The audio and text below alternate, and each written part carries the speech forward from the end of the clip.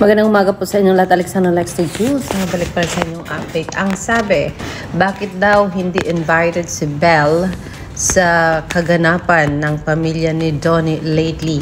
Yan po ang katanungan na nakahanging as of now. Pero sabi naman ng taga-suporta ni Belle Mariano, meron din namang hindi na-invite ng mga Valenciano. Bakit binigdeal daw? So yes, here is some of the videos na ipinakita nila saying na hindi daw invited si Belle sa isang event ng Pangilinan family. Of course naman, kasi syempre naman, di ba?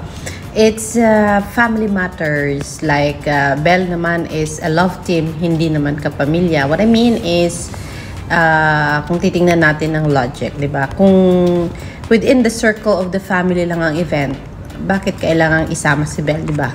Pero, but then yes, siguro sa mga bashers, it's a big deal kasi syempre, hinahanapan nila ng loophole itong si Belle Mariano na not that welcome nga ba? Or ano nga ba ang gusto niyang palabasin when she is saying sa event na ito ng Pangilinan, bakit wala si Belle? So yes, may mga bagay-bagay na kailangan nating sabihin, exemption to the rule.